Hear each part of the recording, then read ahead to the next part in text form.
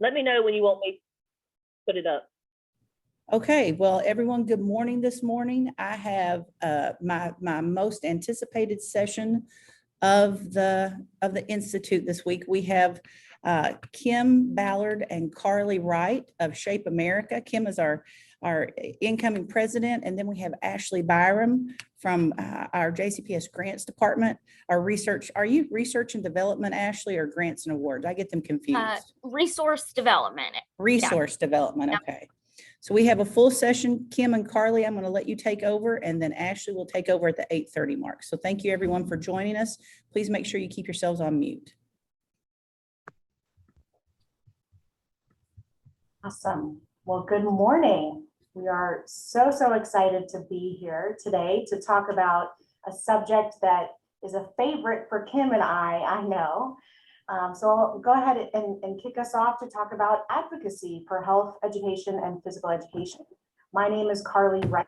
I am the Vice President of Advocacy, Equity, Diversity, and Inclusion for Shape America. And Kymm, you want to introduce yourself too? Yeah, my name is Kymm Ballard. I'm an assistant professor at Campbell University and Shape America president-elect. Kymm and I have known each other a long time and have had the opportunity to do a lot of advocating together. So we're excited to share some of our with you and some of our, what has worked and what hasn't for us. And so we're going to start talking about why advocacy. Why are we here to even talk about advocacy today, right? Advocacy is powerful. It really is. Advocacy works, right? It sounds like an intimidating word sometimes, but it has a lot of different meanings, and it's probably something you're doing every single day and not even realizing it. So we're going to talk a little bit about what advocacy looks like, what advocacy means, and how we can hone some of those skills. Health and physical educators are some of the most passionate people I know I've ever met in my life. And so it's incredibly important that we find a way to take that passion and to harness our collective voices to be able to be strong advocates for our students, right? So what does this word even mean? When we're talking about advocacy, when we're talking about advocating, what does that mean? A lot of folks think advocacy means you have to go to Capitol Hill and lobby and be talking about a specific bill or legislation. And while it can include that, it doesn't necessarily just mean that. So here you'll see on Capitol Hill some of our awesome Shape America advocates from the great state of Kentucky attending Shape America's Speak Out Day. And yes, we would love for you to come to Speak Out Day, but there's a lot of other ways that you're still able to be incredibly influential in your advocacy journey. So advocacy means to support or oppose something and to convey an opinion. So it doesn't necessarily mean lobbying an elected official. Advocacy is everything from talking to your students about the importance of health and physical education, right? Talking to parents, talking to family members, talking to your principal. It's really conveying your opinion, which is something that you're doing every day as an educator about something that you care about. And we all know that we care about our students and that we care about the importance of health and physical education. So in other words, speak out. That is what we want you all to do. And that's what we're here to do at Shape America, to support all of you. So yes, it can mean coming to Capitol Hill, again, like you're seeing the Kentucky folks here meeting with one of their members of Congress. It can mean going on the Shape America website, using the Legislative Action Center to easily reach out to your members of Congress. And if you do that, it's something you can do from your own backyard, and I promise they'll actually reply to you, which is a pretty cool experience.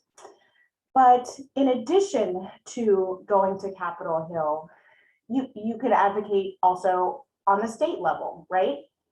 So that can mean advocating, at the state capitol, reaching out to your state legislatures, That can mean influencing Board of Education policy and policy at the Department of Education level. I know there's been some great movement in the state of Kentucky around a statewide movement around supporting teachers, right?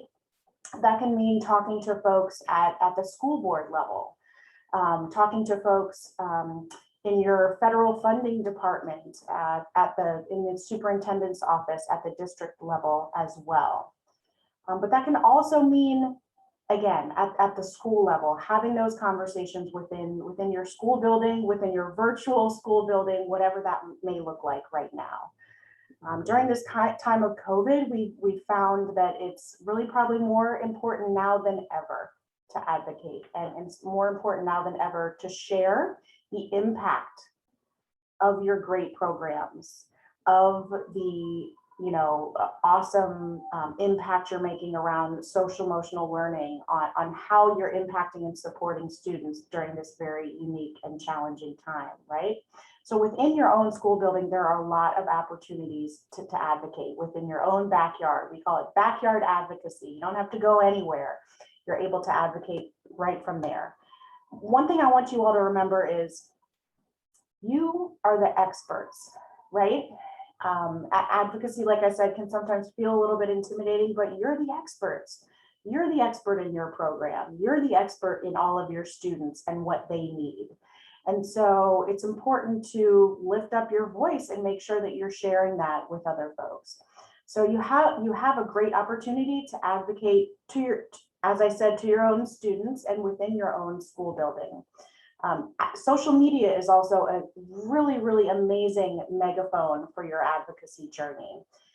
You'll see here some of our awesome physical education folks, were able to communicate with their members of Congress via social media, and were able to get responses and a letter in the mail because of that.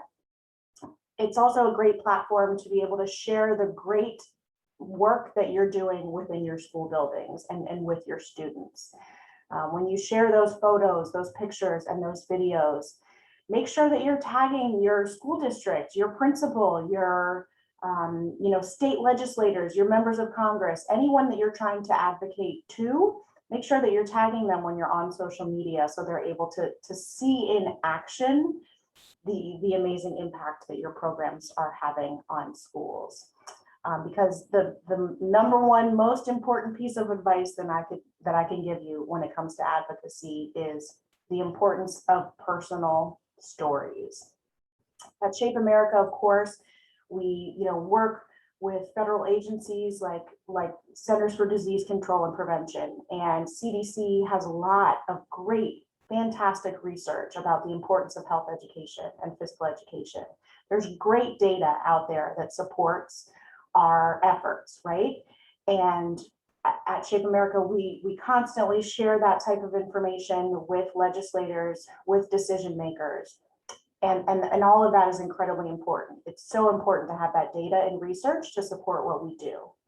But at the end of the day, it is personal stories that move people to do something, right? I can tell you that's always the most memorable thing that comes out of our meetings on Capitol Hill with members of Congress are those personal stories. Those personal stories are what you're going to remember, and it is what moves people to make a decision to support or oppose something. And that's where you all come in. You have those stories of the impact with your students, and you have those stories about the impact on your school community, right? Just a quick example of one of those stories, you'll see the little guy there on the bottom right. Here's where he was able to learn some better breathing exercises in his physical education class. And then here he is in art class practicing those skills that he learned in physical education. And the teacher just thought this was so powerful that they took a photo. And so, isn't that what we want? Students to learn these types of skills and then be able to go out and practice them in life. And so those type of personal stories are just so incredibly impactful and powerful. And that is what people want to hear. They want to feel what you're feeling and what those students are feeling. And that is absolutely what moves the needle on getting support getting funding, and getting ultimately, you know, at a much higher level, things like bills, legislation, and policy passed. And you all are such an integral part of that. Yeah, but how do you get there, right, Carly? Like, what do you have to do? Like, this advocating is awesome, but I'm in my school. How do I start?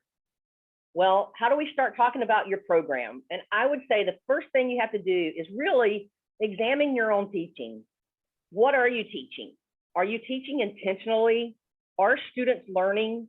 So if someone walked into your classroom and they asked your students, what are they learning? Could they tell them? Would they be able to say it, you know, appropriately? Do they know that from the beginning of the class? Is it posted somewhere?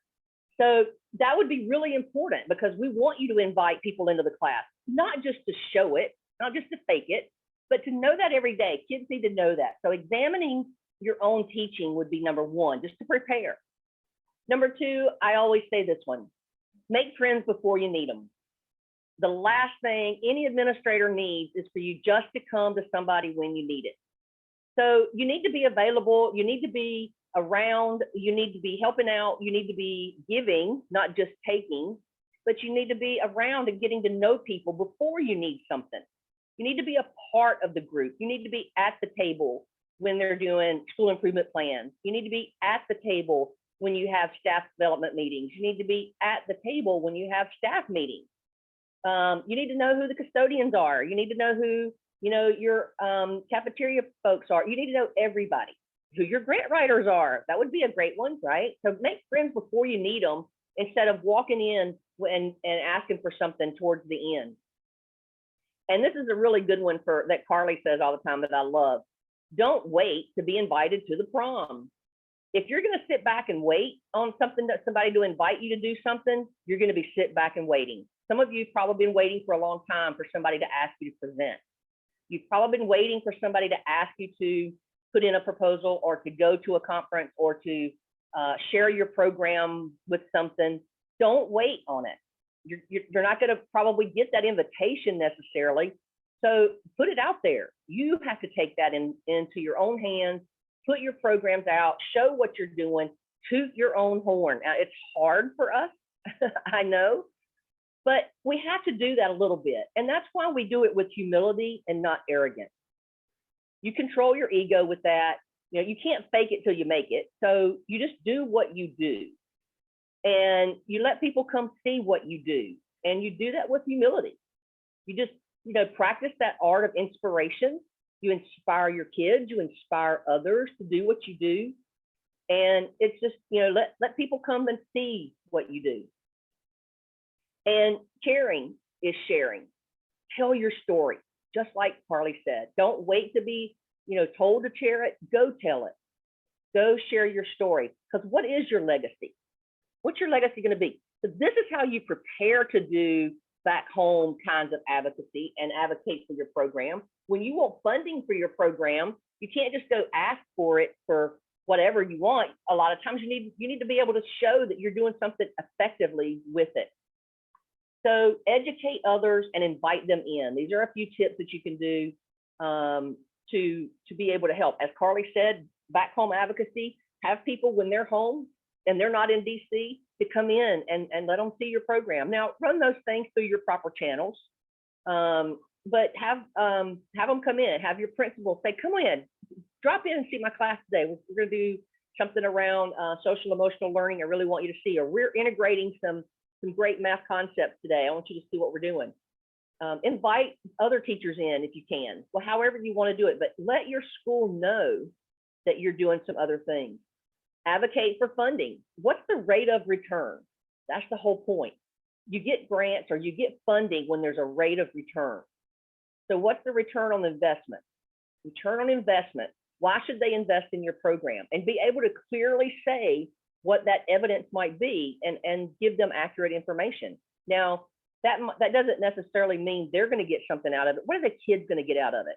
If we give you X amount of money, well, how is that going to improve the program? What is it going to do for the kids? What is it going to do for our community? What's it going to do for our school? How does it help our overall school? Not just you. How does it help all of us? Again, making friends before you need them. You can have a lot of people help you, help put that part together. Show up, always show up. Show up to meetings, show up and volunteer, show up to duty on time, show up to your job. And just remember, show up happy. It's not your student's fault you had a road rage, driving in. It's not their fault. So just show up every day for those kids for what they deserve. A great health educator, a great physical educator. Highlight your contributions when you get the chance. You have opportunities all the time. You may not think about them. So really take some time and think about these. You might have conversations in a restaurant when you run into somebody. It might be a local bar, might be a restaurant, or it might be in the elevator. You might run into them in a grocery store and they have a conversation about something that their child did. If there's an open door to step in, even with 1 foot, to say something positive about your program, do it. Just say 1 or 2 sentences about it. Yeah, the kids really did really well. We even had one that hasn't been able to do so-and-so all year, and they actually succeeded with it today. It was awesome. Always be thinking about highlighting the contributions of health and PE and healthy lifestyles. And then being able to utilize your speak out days on all levels, not just on, like Carly said, at the national level. We want you there. We want you to practice being there. We want you to do that as much as you can. We want you to do your backyard advocacy days. We want you to do it for your school. So there's various levels. Be sure and try to, utilize them to the best of your ability, all of those. And then use your tools. Carly gave you a few of those tools. I'm going to give you a few more, and we'll talk about some of these. Hopefully we'll have a few minutes just at the very end. But number 1 is create your culture of learning.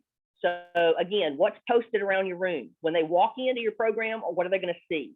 Are they going to see that positiveness? Are they going to see the objectives? Are they going to see word walls? What are they going to see when they come into the room? Is your teaching meaningful? Have you got a web page? Now, you don't have to have all of these things, by the way. These are just suggestions. These are not something that everybody has to have everything. You may have something different and better, and I'd suggest that you all share them if you do. A web page. Have a web page if you want that has positive things, that you're showing what you're doing, that has maybe the outline of the things that you're teaching. Maybe it has some examples of things that people can do at home. Your web page might have your mission on it. It might have some links to other web pages, things like that. It might have a 30-second video. If you're doing videos, 30 seconds to a minute is all you want. Even on social media, people aren't going to watch it beyond that. So be careful about that kind of stuff. And make sure, of course, you have permission to show those students those kinds of things. Use a newsletter, whether it's electronic or send a piece of paper home, whichever way works for you. PDF is a great way to do it. It don't even have to be a big paper. It could be just one page PDF that you have some information on that you send home to parents. And it's just awesome to be able for them to see their kid once in a while, or to see what they're working on. And even in the newspaper, write an op-ed. Y'all rotate around, and somebody write an op-ed 1 week and somebody do it another month, or have some stirring up of conversation going on within the community, so that it rises awareness in the community. And that's what we really want to do, which leads us to bring your parent to PE week that Shape America has, or have a Health Moves Minds event, because that raises awareness in the community. And when your community starts talking about that, that gets your parents talking about it. That gets people saying, well, what are we doing in physical education? And then you have to be ready to talk about it. Creating that promo video, there's a link there that you'll get to Terry Drain. She has a lot of she has a lot of examples of these tools. So you'll be able to go and look at them and look at some of them to get examples. So you'll have that, but it's a great little video of just her having kids and showing all the kinds of things that they're learning and what they're doing.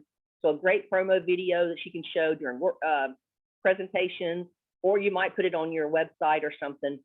But knowledge is power, and that's a really important thing too. Because as we said, if we're doing the bring your parent to PE week or Health Moves Minds, or you're meeting someone in the cafeteria, or you run into them in a grocery store or something like that, it's really important, because what if they mention something about, well, you're not allowed to do this, right? But if you really know you understand your policies and codes and laws and things like that, then you'll be able to have a good conversation with them. So what are your laws around health education and physical education, or even about teachers? What are the codes that you have that say what teachers are allowed to do, not allowed to do, how much time students have? What are your wellness policies? What do they say about students and they're supposed to be doing? What's being measured and what's not being measured? What's supposed to be measured? How much time do we really need? What does Safe America say that students need? What are their recommendations? So knowing those kinds of things off the top of your head when people are having conversations is really important. And then being stronger together. We can all do it together.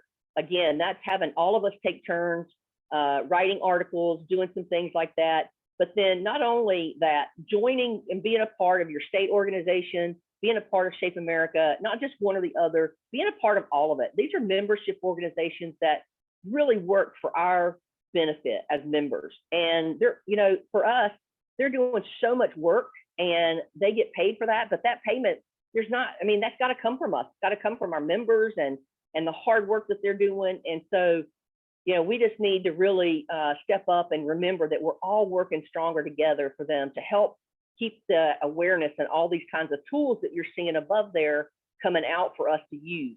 But that comes from us. And so we need to really continue to think about that.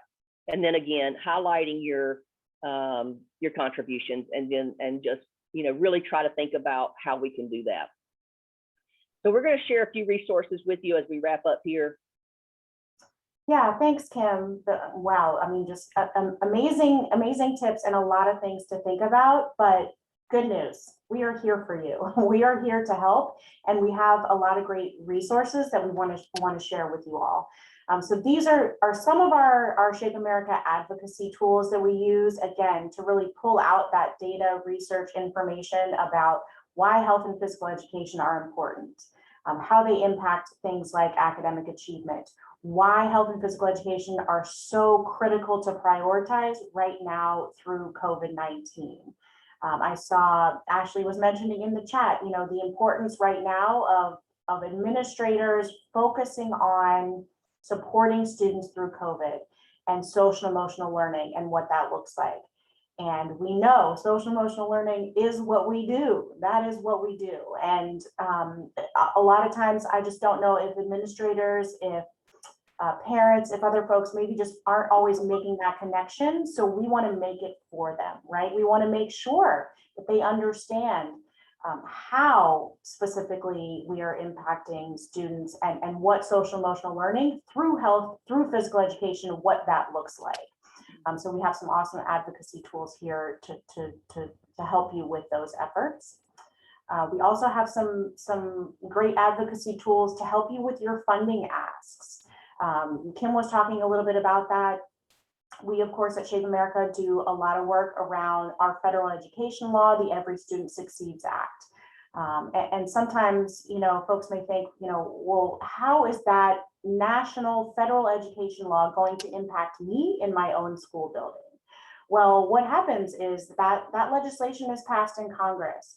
The appropriations, the dollar amounts for these different programs, these different federal education programs, they're passed in Congress, but those funds are then allocated to states and then down to school districts, and that money is shared with school buildings. And so when Kymm is talking about, don't, this is not the prom, don't wait to be asked, that is especially relevant when we're talking about these different funding streams that are out there. So we have our Every Student Succeeds Act funding streams. We have our COVID stimulus funding, these ESSER funds, the elementary and secondary education relief funds that are specific to COVID. And that money is going to your school buildings. And it is there to support social emotional learning, to support students through the pandemic. How are we doing that in health and physical education? Those are important things to think about as you're reaching out to ask these questions, as you're reaching out to advocate and make your ask.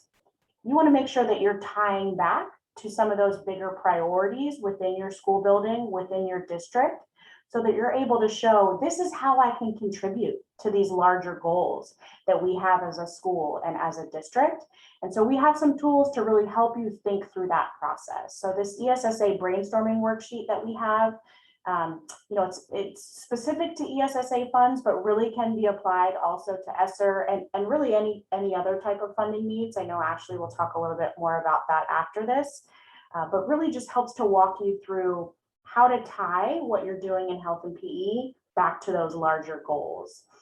We also have some information on when we do online advocacy day events, where you're able to use those backyard advocacy tools and resources again to advocate on social media and to reach out to your decision makers. And so those tools are still there. We have these template letters that you can use to send to your principals, to your superintendents, to your administrators, again, to really help to show them how, especially during COVID, especially during this pandemic, when our students are going through a lot and are dealing with this collective sense of grief and trauma, why health and physical education are really more important now than ever. So we encourage you to use these tools and take a look at our website for more information. And as always, Kymm and I are here as well. Please don't ever hesitate to reach out. I just wanted to highlight one more quick thing. As we're preparing for the next school year and understanding that we still will be feeling a lot of impacts of COVID, Shape America will be hosting a Freedom Members Back to School Summit in August, where we'll be talking more about advocacy. We'll be highlighting some school administrators, and they'll be sharing their stories about why they feel health and physical education is so important, and sharing their tips about how you can work with your own administrators to advocate for your program. So quick plug for that. And also, again, just a quick plug for, Kymm and I, we are here to help you, and please don't hesitate to reach out with questions and help as you need it. Thank you so much, Carly. I also added there at the bottom, I know you're getting ready to talk about grants. There's a grant website there at Shape America that we give you the link under Carly's name, and you'll be able to have this PowerPoint shortly. And then I also have a Twitter handle that's called PhysEd Help, and the only thing I post there are grants that I see. So you might want to have that one, and you may want to have it alerted, because I may only post there once every 2 or 3 months. It just depends on what's available. When I do post on it, that's the only thing I post. So if it comes across, that means it's a grant. So those are a couple of other resources we want to share with you. And we're just, as Carly said, we're so thankful we're here with you today. We can't wait to see what you do. There's a ton of resources here. I'm sorry we only had 30 minutes, but certainly reach out to us, and we'll be glad to help you. Mimi, thanks so much for having us. That was amazing. You all did it in your 28 minutes. That was awesome. And Carly, will you be coming to Louisville next month as well? I will be there, yes. So we have 40 people from JCPS that are attending the event. Wow. So wow. all of you that are attending the Kentucky Shape event, you'll be able to meet Kymm and Carly and ask them some questions. I will be advertising about the Back to School Summit, and I will be sharing their PowerPoint at the end of the session. So we are so thankful to the two of you. And now we're going to transition to Ashley Byrum, who is from our resource development program. And she practices with her husband, and he said it was very good. So we're going to turn it over to Ashley, and then I will post a validation question for everybody after Ashley goes. So thank you to Kymm and Carly, and Ashley, you're on the clock. All right, bear with me as I share my screen. And I have your presentation to share with everybody at the end as well. Okay. All right, let me make sure. Can everyone see what's on the screen right now? Yep. Okay. All right, let me make sure. We usually use Teams, not Zoom. So let me see. There we go. All right, so thank you for having me here today. I'm really excited about this session. You probably saw me nodding my head along a lot with Shape America and the information they had to share, especially about fundraising, obtaining funds for your program. Grant development is an offshoot of advocacy, so this is a perfect tie-in. So the session today is on advocating for resources for your program. And if you're not familiar with the JCPS Resource Development Office, we are a very small department. There's only 4 of us, but our goal is, we obtain discretionary funding for schools and programs across the district, everything from the small $500 grants for a school all the way up to the multi-million-dollar, several-year federal grant applications, which hopefully you never have to deal with because they are very stressful. And then we also are responsible for tracking all grants and donations to the district and reporting them to the Board of Education. That is part of both state law and board policy. So that's what our office kind of helps with. I have been a grant professional for 11 years now. This is the 3rd district that I have worked for, and I've been in JCPS for 3 years. So just kind of a quick overview of our goals for today. I'm going to discuss with you kind of what a grant is and what it isn't. Most of your programs probably rely on fundraising, possibly donations, and also school allocations. So we're going to talk about how grant is a little different than that. The basic steps for developing a grant proposal and what goes into that, and also what the JCPS policies and procedures are, and then also ways to identify funding for your project, for your school. So first of all, what is a grant and how is this different from maybe fundraising or donations that you get? Grants are used to fund innovative new projects that can be replicated. These are not for projects that you typically have already ongoing in your school that operate year to year. They also are not free money.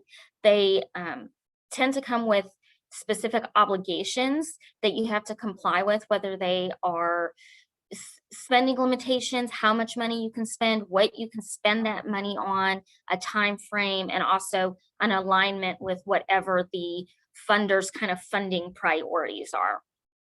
And also what's different than perhaps a fundraiser or a donation is that there's compliance and reporting requirements, at least at the end, sometimes some mid-performance reporting, where you actually have to share with your funder the outcomes of whatever project you proposed to them. So here's some reasons to write a grant. I'm going to go over some, kind of the reasons to write a grant and then some pros and cons. So there's a lot of money out there. More than $50 billion in foundation and corporate grants is available annually. And the most recent data we have from 2016 said that there's $500 billion in federal grants available. That is increasing. If anyone has paid attention kind of what's going on with the CARES Act, that has kept our office very busy lately as we are helping with some of those competitive applications right now. Grants exist for nearly every kind of nonprofit organization, including public school districts. And you can find grants for nearly every kind of need for your school. There are some pros and cons to pursuing a grant application. So like I said, you can get money for nearly every program that you can think of for a school. There are plenty of grants out there for PE and health programs. And then once you get a grant, you are also more likely to get other grants because number one, you've established a track record. Funders like to see that you're able to obtain a grant, execute a project, spend the funds, as allowable, and also comply with reporting requirements. And as you submit more grants, you get better at it and can learn from, potentially not getting a grant and how you can be better next time. There are some cons, and it looks like there are more cons than pros, but don't let that freak you out. So first of all, you have to do some time-consuming research on grants. That is where our office comes in. We spend a lot of time researching grant opportunities that are available, and we publish a grant opportunity newsletter a couple times a year that is available on our website, where we kind of outline the opportunities that align with different types of programs like arts, PE, health, STEM. And you also need to have a person who's talented in writing grants. It is a specific skill, but I'll show you in a minute. You don't have to necessarily be an excellent writer to pursue a grant application. You just need to get in touch with our office first and we can help you. Competition is extremely fierce and the success rate is low, but don't let that discourage you. A good track record for grants is getting 30% of the grants that you submit. Our office has a little bit higher rate than that. So don't let not getting a grant discourage you from pursuing other ones, because a lot of things are outside of your control. You can submit the best grant and still not get it. Another con is that you can't do whatever you want with the funds. You are proposing a specific project to the funder and you have to spend the money however you proposed. Unlike a fundraiser or a donation, you can't just transfer the money to a different project that you decide you want to do because what you propose doesn't work out. If you submit a grant for a project, you are doing that project. And if anything has to change, you have to speak to the funder beforehand and get permission. And then finally, grants are also short-term, typically only a year. So when the money runs out, you don't have that money anymore. So you have to think about the sustainability of what you are proposing and how you can possibly keep up the work without a grant. And I just wanted to show this graphic real quick. I talked about how you don't have to necessarily be the best writer in order to submit a grant application. We've seen a lot of these kind of iceberg graphics in the last couple of years where you just see the tip of the iceberg, which is the writing process, but then below the surface are all of the components that go into submitting a competitive grant application. Research, collaboration with partners, communicating with stakeholders, internal and external. In the last session, they talked a lot about advocacy and relationship building. All of that goes into submitting a high quality grant application. There's program planning, developing long-term goals and short-term goals, and budgeting. So if you can do those things, if you can plan a program, you can write a grant. So we like to say that all money is not good money. And what do I mean by this? What you don't want to do is submit a grant application just because it is available. Say there's a large pot of money available and just chase the money for the sake of chasing it. You are most likely going to regret it.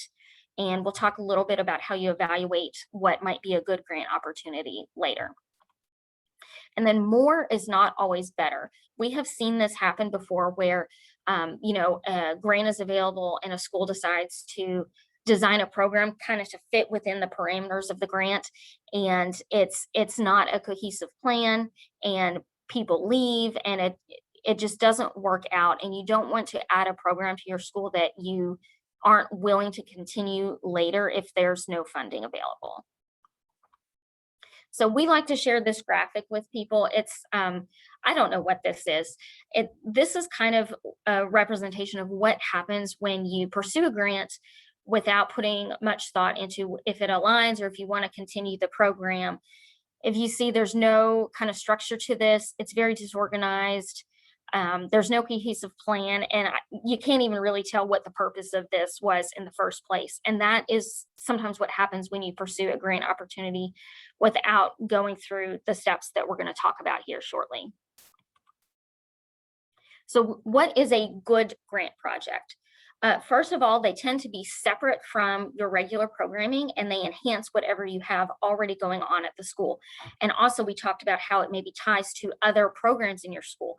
With health and PE, there's tying everything into social emotional learning right now is going to be a very good strategy, and also tying it into COVID pandemic recovery. Because I can tell you as a mom, the first thing I did for my own daughter's mental health, who is 7, was put her in dance. That is one of the first things I did at the beginning of the pandemic because we wanted to make sure that she had that outlet. So anything you can do to tie your programs into social, emotional, and mindfulness is going to be helpful right now. It's going to appeal to funders with a specific funding area.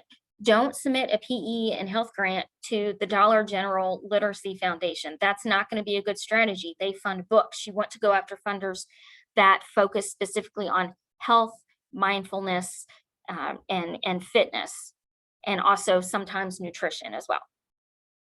Whatever program you propose also has to be able to be sustained at least for a little bit, without more grants. You can't say your long-term plan to keep your program running is to apply for more funding. The funders don't like that, and it's not good practice. Good grant projects also don't fund positions. Why? Because most grants are only for 1 year, and you don't want to add a position into your school that is just going to go away next year. And then the most important one is that it meets an identified need. And when I say an identified need, I mean an identified need for students or families, where there's an intended outcome. Your need is not that you need more money for your program. We know you need more money. Don't say that in the grant. You need to identify a specific funding need that has a student impact. So what is the first thing that you want to do if you work in JCPS and want to submit a grant application? The first thing you do before anything else, and Mimi knows this, is call the Office of Resource Development. Yes, she has our number on speed dial. She calls us all the time. And we're here to help you. We're a resource. We often, depending on how busy we are, can even help with the editing and revising of even your smaller grant applications. In addition to that, it is actually a requirement with state law and board policy that you get prior approval before submitting a grant application, and our office facilitates that entire process for you. So you don't have to figure out how to call. You get in touch with the superintendent if you need a signature. That's what we're here to do. That's what we help with. And I have all of our information here, our main number, and then we also just switched to Ring Central, so we kind of have 2 phone numbers now. And we're a very small office. There's only 4 of us, our director, Becky Crump, and then 3 grant developers, Julianne Morris, myself, and Eileen Goggin-Miller. And just call us. We will help through the entire process. Ashley, I'd like to give you all a shout out because you're probably the fastest JCPS department in getting back to people. So I know that a lot of times people get frustrated when they reach out to folks at the district level, but these guys are on the ball, I promise. Yeah, we often get calls for things not related to what we do, because we will what you'll see with grants, you kind of touch every area of the district when I go through kind of what the different categories are in a grant application. So a lot of times principals will call us if they have a question about something else like purchasing, because we can point them in the right direction, because when you're doing a grant budget, you have to understand purchasing rules. So we'll get there in a second. So what is the process for submitting a grant application in JCPS? You have to get prior approval. To help facilitate that process, we have a grant application summary sheet. I have it right here. I'm not going to go through the whole thing, but I have it hyperlinked of a completed grant application summary sheet, so you can see what goes into that. Mimi's done these before. It's a short 1-page form. You just go over what you want to do, how you want to spend your money, what your intended outcome is. And that form is used to get your principal signature. We take care of getting the assistant superintendent signature or a cabinet level signature so that it can go through that approval process as needed. Very rarely will a principal or an assistant superintendent say no to a grant opportunity, but stay in touch with our office so that if there's any issues, we can catch them before you submit a grant application. Finance also has to approve a budget before you submit the grant application. And there's a couple reasons for this. Number one, it's required by state law. You're spending district money, and all grants become part of the district, and you're spending grant money that's property of the district. So we need to make sure that it's complying with Red Book rules. And also, if you work with our office ahead of time, what you're supposed to do, we can catch mistakes in your budget too. I recently, there was a grant that was submitted without going through our office because the teacher didn't know, and she included things in her budget that you cannot spend money on, like gift cards, donations to third-party organizations. So within a week of getting the grant award, this teacher had to go to the funder and say, oops, I can't do part of my project because what I included in the budget, we can't do. So work with us ahead of time so that we can help troubleshoot and prevent those problems. And then grant proposals have to be aligned with the 3 pillars and then the racial equity plan. And grants that have a contract on the back end, we have to have a REIT for that, and we can help with that process as well. And as I said, by state law and board policy, all grants have to be accepted and approved by the Board of Education before you can even spend the money, and our office helps with that process as well. So What are the key elements of proposal? These are the sections that you're going to see in almost any grant application that you apply for, regardless of the funder. Some of them might be shorter sections, some are larger. It just kind of depends on what the funder is looking for. You're almost always going to see a background section, kind of like an introduction, where you talk about your school and the district.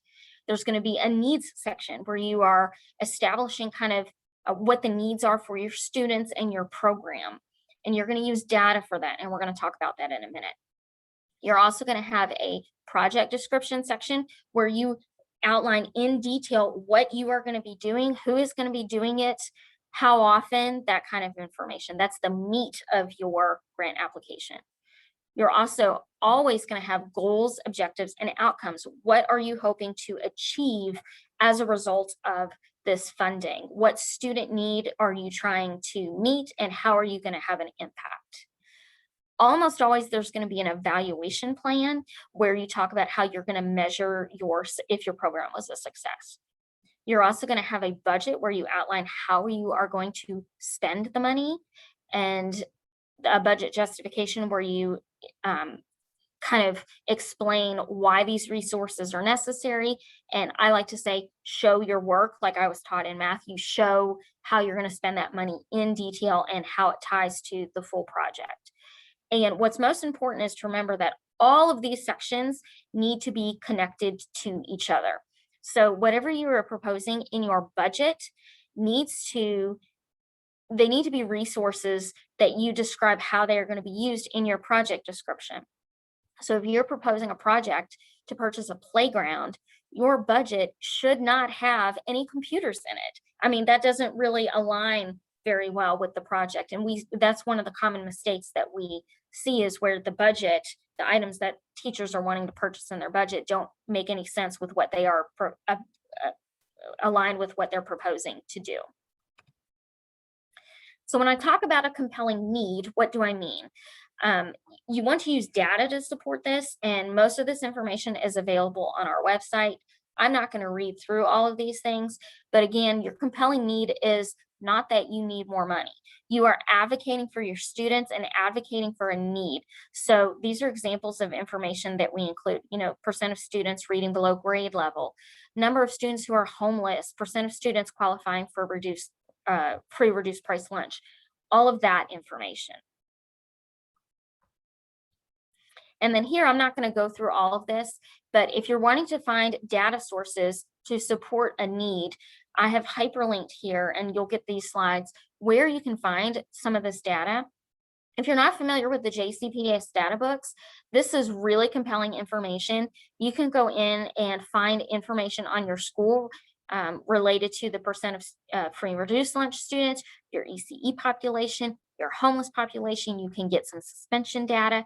You can get demographic information. All of that is there, and we use that in our department a lot when we are writing grant applications. Another resource is the Kentucky Department of Education Open House. You can get K-Prep data there, Brigance, there's some other resources available, some finance information is available there, and there are some national and state resources there that I have hyperlinked. The Kentucky State Data Center, which has a lot of poverty information. The census, you can get poverty and income statistics from there. And then the Kentucky Kids Count Data Center has information on Jefferson County if you want to see what percent of students qualify for SNAP or families qualifying for WIC. All of that information can establish a need. So your next section, I'm going to go through this quickly, is going to be the objectives and outcomes section. You're going to almost always see this in a grant application. And this is where you are proposing a change through your project, a change in some problem that you are trying to solve. And these are going to be measurable outcomes, and we call them SMART. They're specific, they're measurable, they're attainable. Don't try to do too much with a $5,000 grant. Is it realistic? Do you have enough resources to make the change that you are proposing, and that it's timed? Can you achieve this objective within the 1 or 2 year time frame that you are proposing? And then you always want to include baseline measures. So you're showing that you're going to change from this percent of students reading below grade level to this percentage of students reading below grade level. And I included on here just some sample objectives. I'm not going to read through all of them, but these are real examples that we have included in grant applications before. If you see, they are time bound, they have an end date of when you want to achieve an objective. There's a measurement, a baseline, and a change that you want to see. So it's very, very specific and is reasonable within a 3-year time frame. So then the meat of your grant application, as I said, is going to be the project description. And I'll go through this real quickly. So this is, your what group of students are you working with? Is this the whole school? Is it a small group of students? Is it going to be 10 students, 50 students? All of that information is really important for funders to know. What specifically are you going to be doing and how often are you going to do it? If you have a monthly or a cooking club, you don't want to just say that you are going to have a cooking club with students. You want to say, we are going to have a group of 50 K through 5 students meeting monthly with this teacher doing these activities. You want to be as specific as possible. Basically, assume the person reading this on the other side knows nothing about what you want to do.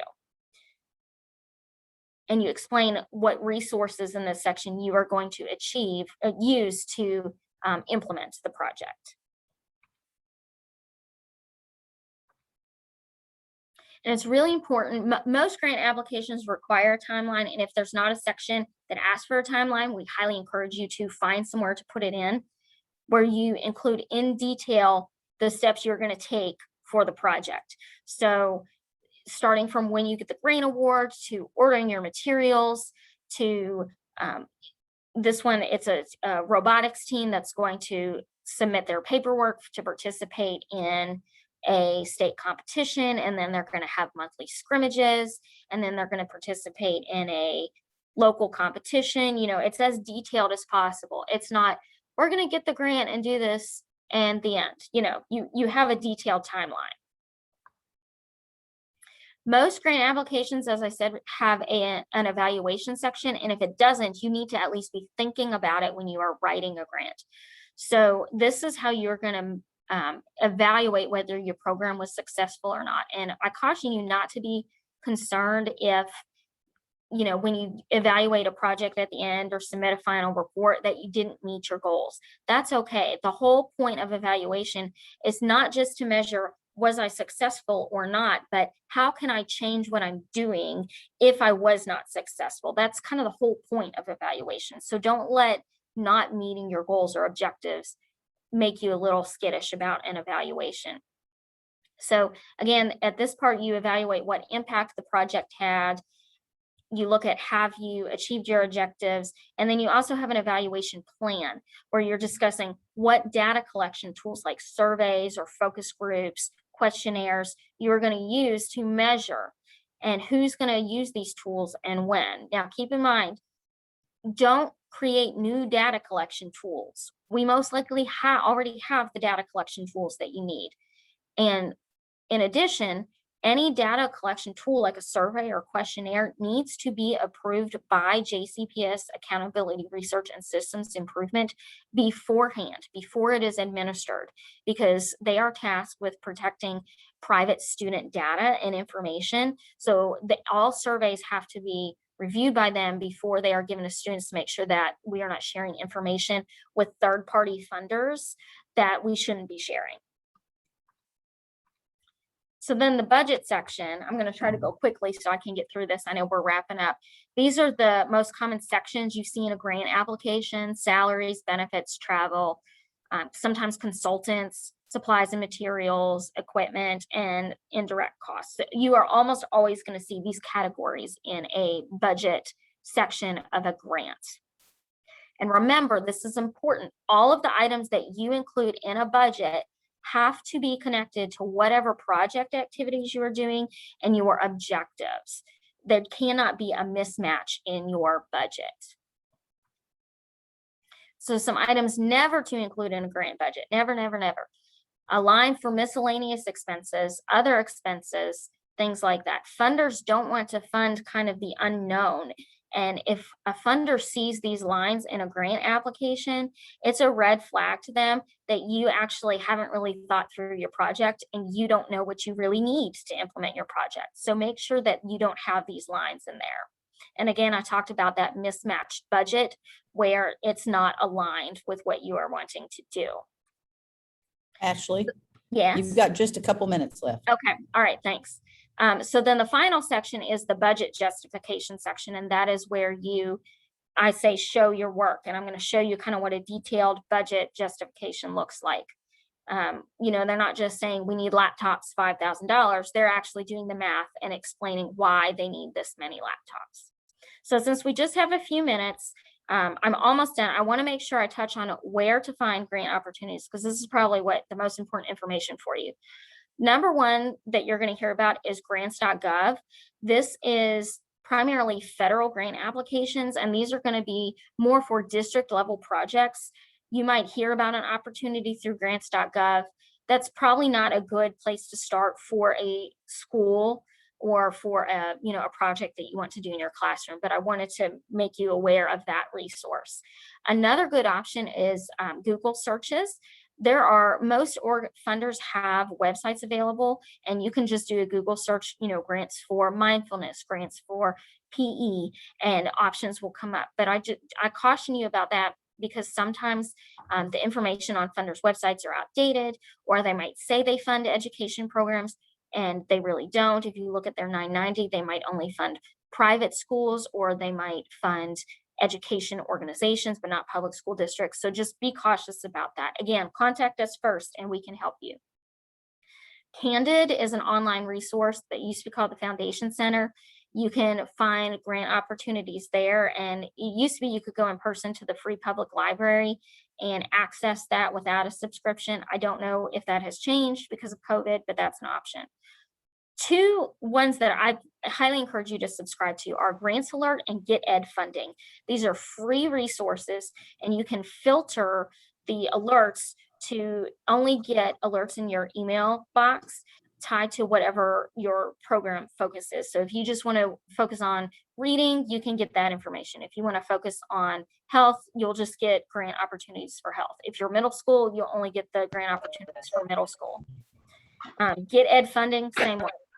And then social media, I know they touched on social media earlier.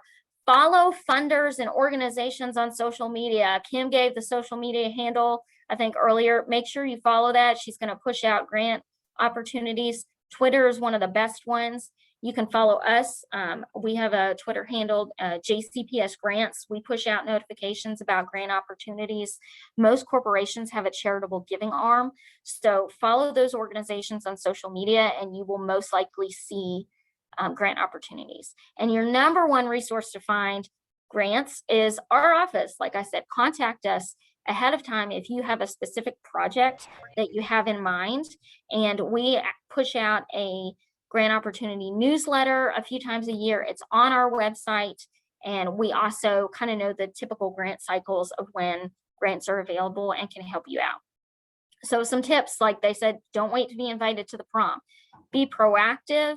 By the time you get a funding alert, usually it's been out for a while and people are already working on their grant application. So you need to kind of be on the ball with things.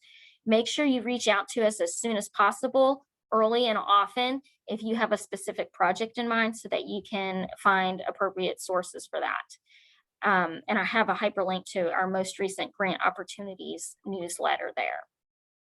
And then just some things, if you come across a grant application, these are things to look for. Make sure that you're eligible to apply, that the project focus is aligned with what you want to do. When is the due date? What are the funding limitations? Is it a $500 grant or is it a $5,000 grant? And is that enough what you need to do your project? What are the project period dates? Are there meetings where you can get information about the grant? Do you have to have a cost share and put up some of the money for the project? That kind of information. All right. I know I went quickly. I wanted to get as much information out to you as soon as possible, but the number one thing to remember, if you want to write a grant, contact resource development first, and we can help you through the entire process. We are here to help you. That was awesome. Thank you. Does anyone have any questions?